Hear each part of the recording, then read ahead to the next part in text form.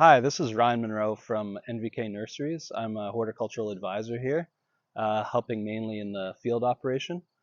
And NVK Nurseries is located about 10 minutes north of Dundas, Ontario. It's a multi-generational family-run business, and we specialize in growing all kinds of shrubs, trees, and perennials. So basically, our business model is to grow it all. We offer almost any kind of plant that a landscaper or municipality might need to complete a landscaping job. And this field where we're at right now, is it's actually our oldest field uh, on the nursery. We have 14 different farms, and this was the original. So this has been used in tree production for many, many decades.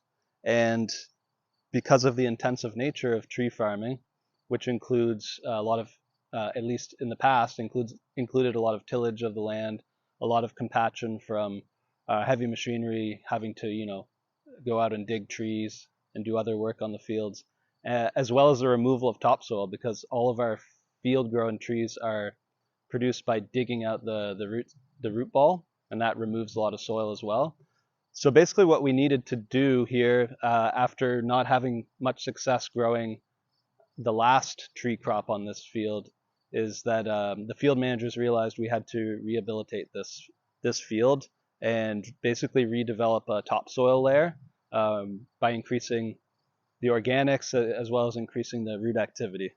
So this field's been in rehabilitation for the last few years, and maybe what I can do is just show you what we've been able to accomplish just by adding compost, nursery produced compost, manure, and multi-species cover crop mixes that have basically been seeded and maintained this field as a diverse cover crop mix for the last few years. So it's a sandy soil, which is good for drainage, but it can make it more challenging to build organic matter levels. But we've managed to bump this field up from I believe it was less than 1% a few years ago, up to around 3 to 4% organic matter in the top 30 centimeters. And you can see that with some of the darker soil here. We'll go down a bit farther.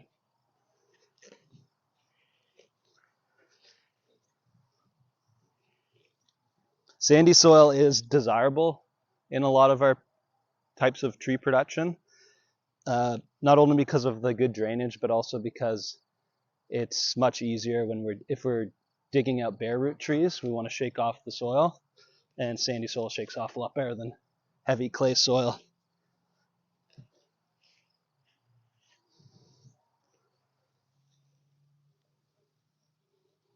You can see that we've got that darkened soil going down. This is at least a foot now, and that's mainly what we've targeted.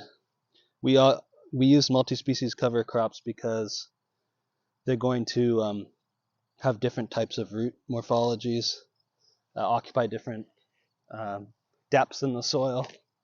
And also, the clover that we have here is fixing nitrogen and building up our nitrogen stores, and also feeding lots of soil microorganisms. And then the sorghum Sudan grass that we have is a great host for mycorrhizal fungi. And that's why, probably part of the reason why it's been used for many, many decades in the nursery industry, at least in this part of the continent.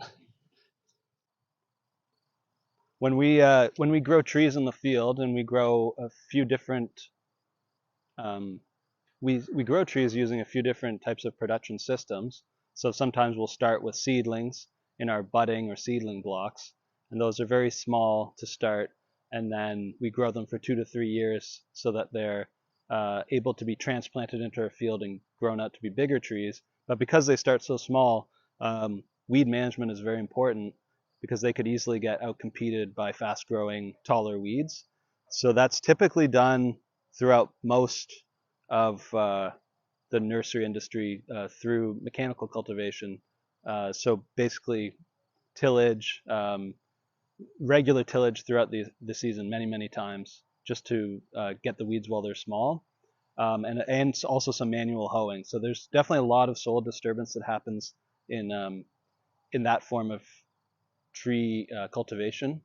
Um, when it comes to our main type of production, which is called caliper production of large trees, the types of trees you see planted in a park or by the city, or a street tree. Those trees are, they're already quite tall, so we manage weeds only just underneath them, maybe a 2-foot strip underneath them.